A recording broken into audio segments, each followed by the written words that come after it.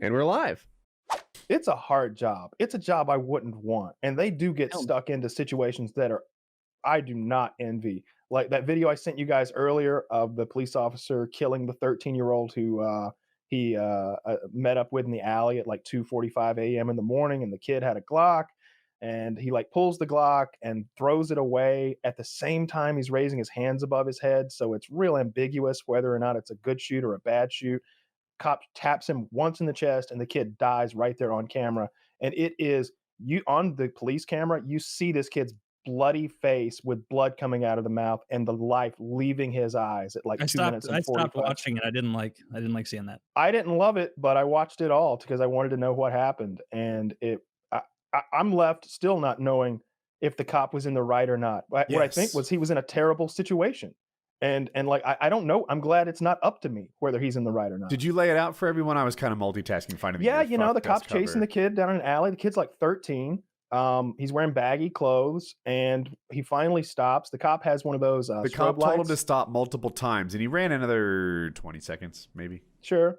Cop has like one of those like tactical strobe lights on his handgun, and which is blinding as fuck if you've never been hit by one of those, by the way, and super disorienting. And while the kid is raising his hands above his head, he is simultaneously drawing a handgun from his waistband and disposing of it.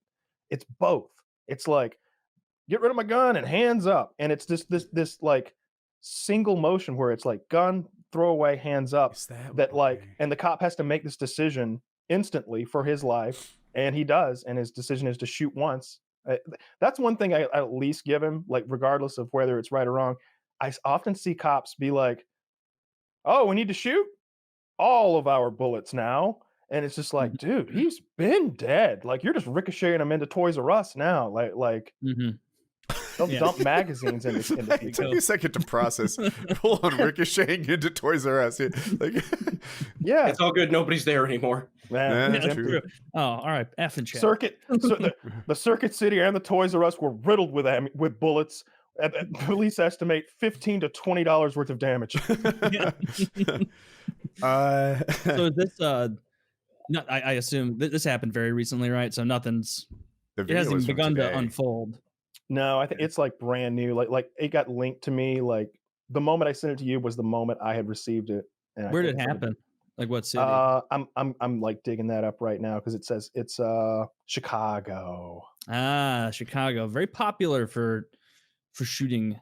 Yeah, if anyone out there wants to see it, and look, I talked on PKA about how you should avoid scarring your brain with like fucked up shit on the internet. So it's your choice whether you want to see it or not. It's graphic. The title is Graphic Warning, Body Cam Footage of Chicago Officer Fatal Shooting of 13-year-old Adam Toledo. If you actually want to see the thing.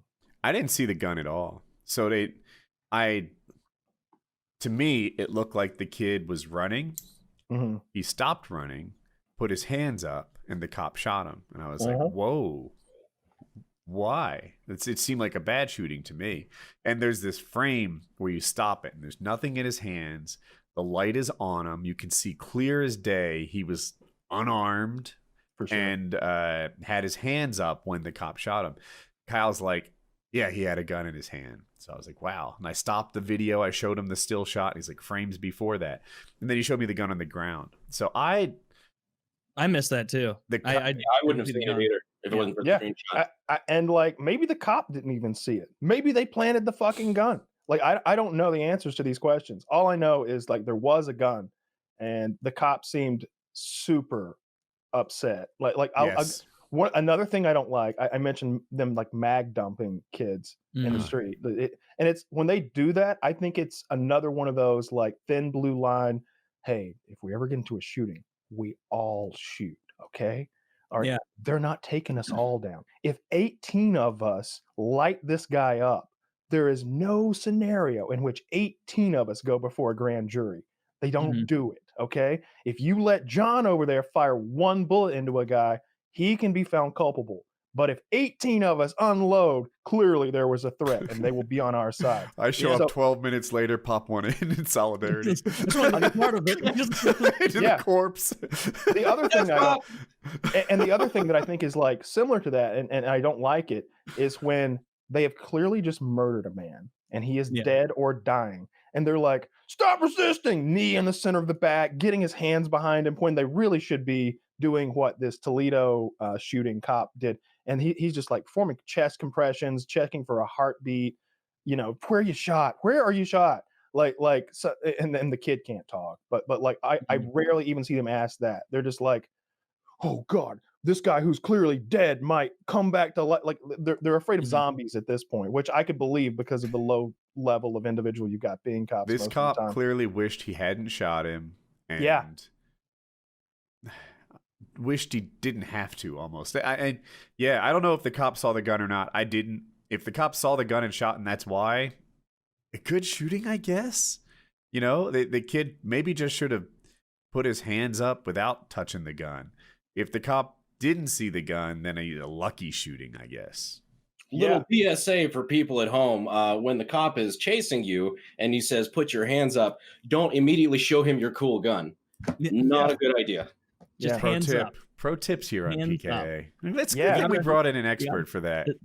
I've been stopped by police.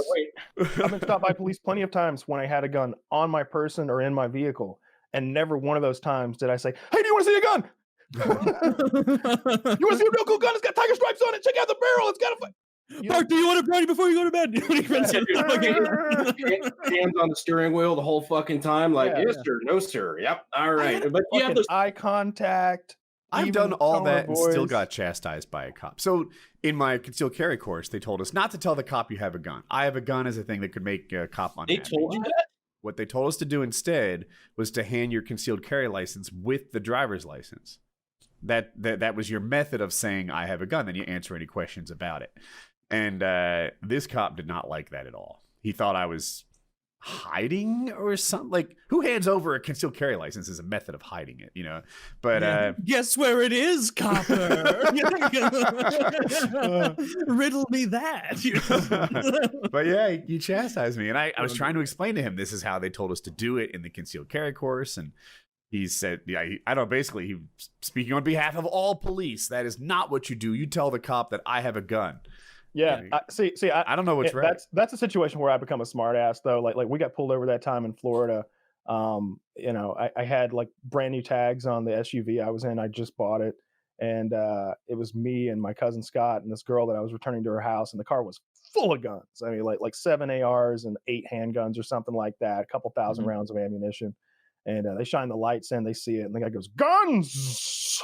And they're like, all right, everybody step out of the vehicle. And they're running all the guns and everything. They're running the car's registration and our IDs and our backgrounds. And finally come to the conclusion that everything here is A-okay. And they're like, you really shouldn't. You can't ride around with your guns in there like that. I'm like, am I breaking any laws? They're like, well, no. I'm like, well, I think I'll put them wherever I want then. Like I like my handguns rolling around on the floorboard in the back. That's how I like them. I like my AR stacked up 5 deep in the trunk. Like that's how I like my AR stacked. I should close my eye, put a hand where the passenger's feet go, and find at least 2. That was the situation, 100%. And it was more so because Scott was in the back seat, and when we got pulled over, he didn't like the fact that there were guns like stuck between the seats, like almost in a drawable position. So he started pulling them out of there and pushing them as far away from himself as he could, which meant the floorboards were full of handguns. And then he's just sitting there like this, like terrified. He never does well under those situations, under the bright lights of police flashlights. But I was just like, no, if I'm not breaking any laws, that's where they're going to stay. I don't have any kids in here. Like I like having piles of handguns rolling around. So I'm like the same way. Like I used to like to keep I had, rifles all in the back, 3 or 4 AKs, whatever. I'm transporting them to from the range. We're doing filming, whatever. And turns out you can't do that in South Carolina. And I realized that now because I was held at gunpoint by police for about 10 minutes at a traffic stop at one point because I got pulled over. I don't even know what I was doing. I didn't know speeding, but I was like, I was in the middle of bumfuck nowhere, South Carolina, and I get pulled over by Officer Tren, and he just like jacked fucking 55-year-old, and I'm like, yeah, yes sir, like I have a concealed carry permit. Yes, I am carrying. I do have guns in the vehicle, like being as compliant as possible. Yeah, and he sees puppy, and he sees he sees one of the guns, I guess, at the floorboard. And immediately draws down and is pointing the gun at my fucking neck. And he's like, don't fucking move, you whatever. I have my license in my wallet in my hand. He's like, put your hands on the ceiling. So I'm like, got my hands on the ceiling, whole 9 yards. He's like, I'm waiting for backup to come. I've got 3 or 4 units on the way, blah, blah, blah, and all this shit. And he's like, you make one fucking move. And he's saying all the bad lines. And I'm like trying to joke with him to cool him down because it was like 10 minutes. I was at gunpoint with just this dude. He's saying all the lines like, I don't know who the fuck you are, but I'm going home to my family. I'm like, you know what? I would love that. That would be awesome. You're not like, no, you're not.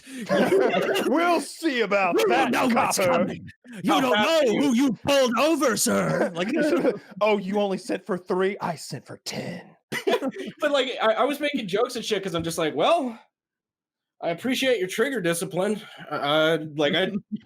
just trying to cool the guy down. Like, hey, I'm not a shithead. Like, I'm trying to go visit my parents. But yeah, a couple officers did show up, and they kind of like figured out what the fuck just happened. And I was kind of like, yeah, homeboy, is he okay? Like, everything okay at home? Well, blah blah blah. And they're like, well, technically, yes, you were violating state law. Well, his whole family died in a fire 3 years ago. It's like, oh no. He was crazy the whole time. His whole family had just died in a gunfight yesterday. No, but apparently they had apparently it was against the law the way I was transporting. I was unaware of that. It was perfectly legal in North Carolina. I just crossed state lines, and they're like, yeah, but I kind of could hear it in their voice. It's like, homie should not have pulled his gun on you and kept you at gunpoint this whole time. So we're very sorry. Please get on your way.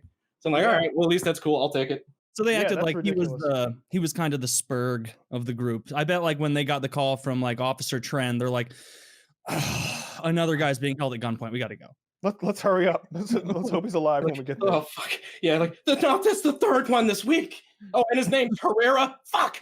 I'm going back home to my family. Oh, I'm sure you miss your wife Samantha and your daughter Jessica. Just like trying like taking a guess on this, your head blown off. I was doing a bit. Sorry. No, I'm not very funny, but comment section tells me all the time.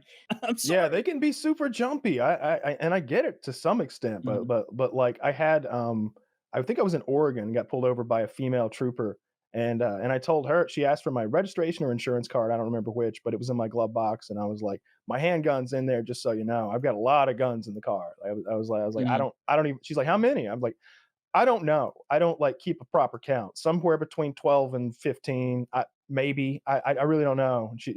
But yeah, my handgun's in the glove box with my registration. I'm gonna have to reach right next to a gun to give you that. She's like, that's fine. I got one too. Yeah. Like just gave no fucks. Like she got it. Like, that's the kind of calm demeanor that I like appreciate from my cop. Like she was Definitely. real chill about it.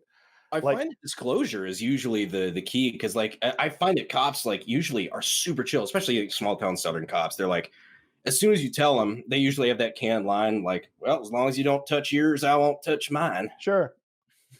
Yeah. Super chill.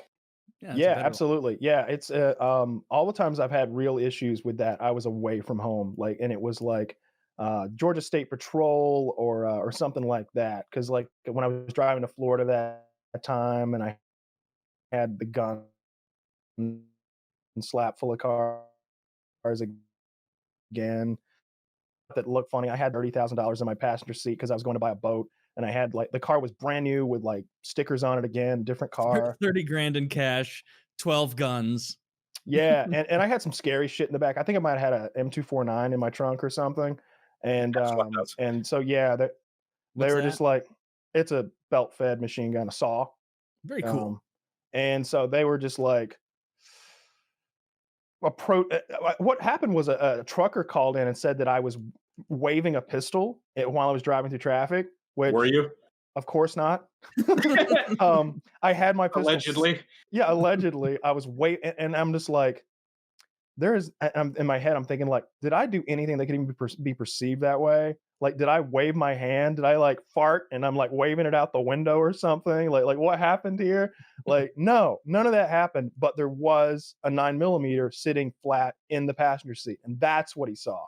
He saw a gun in a car seat down below him, and he called the cops on me, and they all showed up with hands-on pistols, not drawn, but maybe they were drawn. I don't remember. I remember they were hands-on guns though.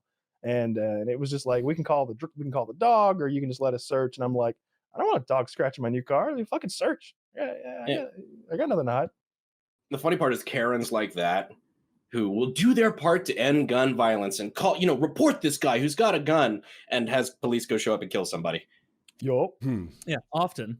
Yeah. Task failed successfully. Well, one more gun owner off the streets. Probably what Karen would think. He was just going to shoot somebody with it anyway. He's just going to murder someone. Yeah, that shit's annoying.